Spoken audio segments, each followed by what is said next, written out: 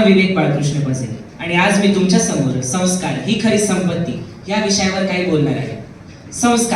संस्कारामुळेच आपल्याला समजतं की समोरचा व्यक्ती कसा आहे, त्याची मनोदशा कशी, मनोवृत्ती कशी, तो आपल्याविषयी काय विचार करतो, तो आपल्याला मदत करेल का, त्याचं मन निर्मळ, शुद्ध किंवा कटू आहे का, हे सर्व आपल्याला संस्कारामुळे कळतं. आणि संस्कार हे आपल्याला एक नवीन गोष्ट शिकण्याचा ध्यास सुद्धा देते. आता प्राचीन काळात भारतात 16 संस्कार आणि 32 गुणांची गोष्ट केली. 16 संस्कारांमध्ये जसं एक बाळ आईच्या गर्भात असतं तर आईला दिले गेलेलं गर्भसंस्कार, ज्याच्यामुळे बाळ भविष्यात ताकदवान होतो, बुद्धिमान होतो आणि ह्या जगासोबत त्या बाळाचा मिलाप करून देण्यासाठी उपनयन संस्कार सुद्धा असतात. आणि जेव्हा एक माणूस मृत पावतो तर त्याला मोक्ष मिळवून देण्यासाठी देह संस्कार सुद्धा असतात. आता संस्कारामुळेच एक मुलगा एक मुलगी घडते. संस्कार त्याच्यामुळेच आपण जीवनात पुढे जाऊ शकतो. आता आपण पाहिलंच असेल की भारतीय संस्कृतीमध्ये किंवा भारतीय संस्कारांमध्ये जेव्हा आपण आपल्याकडून एखादी वस्तू पडते किंवा आपली लात कोणाला लागते तर आपण लगेच पाया पडतो. रस्त्याने मंदिरं दिसत असेल तर आपण प्रणाम करतो. मोठे लोक आपल्या समोर येत असेल तर आपण वाकून त्यांना आदर देतो. आणि जेव्हा थोर ऋषी मुनी किंवा कोणी येतात तर आपण दंडवत घालतो. हे सगळं आपल्याला सांगतं की आदर हे भारतीय संस्काराचा मूलभूत पाया आहे आणि ज्याच्याशिवाय ही संस्कृती टिकू नाही शकत. आता संस्कारांमध्ये अहिंसा सुद्धा येते. अहिंसा म्हणजे काय? समोरच्याला त्रास न देणं, नाही मारायचं किंवा त्याच्याविषयी वाईट साईड नाही बोलायचं. तर आता अहिंसा ही कधी कधी आपल्याच अंगाशी येते. जसं महाभारतात झालं तर कधी धर्माला वाचवण्यासाठी कधी आपल्या संस्कारांवर जर का बोट उचलले गेले असेल तर त्याच्यासाठी हिंसेचा आधार घ्यावा लागतो. पण तो फक्त तेव्हाच, त्याच्या व्यतिरिक्त कुठेही नाही. हिंदीतले महान कवी गिरधर राज बोलतात की गुणवान व्यक्ती, संस्कारी व्यक्तीचं जगात महत्व असतं आणि गुणहीन व्यक्तीला आदर सुद्धा नसतो.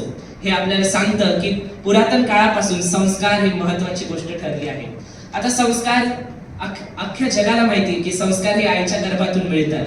तर जसं एक तुम्हाला गोष्ट सांगतो महाभारतातली की सुभद्रेच्या गर्भात जेव्हा अभिमन्यू होता तर सुभद्रा जेव्हा अर्जुनाकडून चक्रव्यूह कसा साधायचा हे ऐकत होती तर सुरुवातच्या गोष्टी अभिमन्यूने सुद्धा ऐकल्या. पण जशी सुभद्रा झोपली तसाच अभिमन्यू सुद्धा झोपला. त्यामुळे त्याला पूर्णतः कसं भेदायचं हे समजलं नाही आणि त्याच्यामुळे ते मृत्यू पावला. म्हणूनच जेव्हा पण आपण काही वाईट काम करत असू तर सर्वात पहिलं बोट हे आपल्या घरवाल्यांवर उचललं जातं, आपल्या आई वडिलांवर उचललं जातं.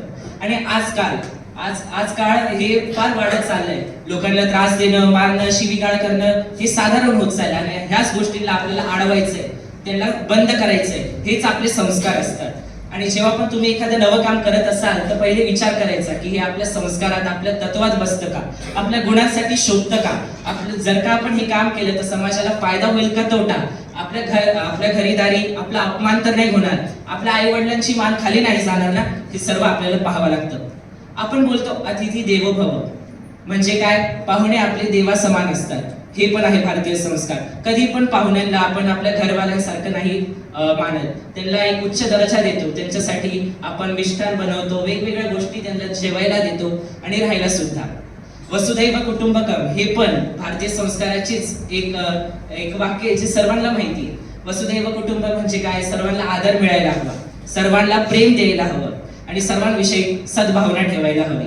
आता आपण जगातल्या कोणत्याही कोपऱ्यात गेलो तरी आपण आपल्या हाताने जेवतो, कारण आपल्या भारतीय संस्कारात हे सांगितलं आहे की आपल्या 5 बोटांमध्ये पंचमहाभूत असतात आणि जेव्हा आपण ते अन्न उचलून आपल्या तोंडात असं ठेवतो ते हे जे पंचमहाभूत असतात ते आपल्या शरीरात विलीन होऊन आपल्या शरीरासाठी ते गुणकारी असतात. शेवटी मी तुम्हाला सर्वांना एवढंच सांगू इच्छितो की संस्कार हे कायम चांगले ठेवा आणि वाईट साईड गोष्टींपासून दूर राहण्याचा प्रयत्न करा. जेवढं तुम्ही दूर जाल तेवढं तुमच्यासाठी आणि समाजासाठी चांगलं राहील. धन्यवाद.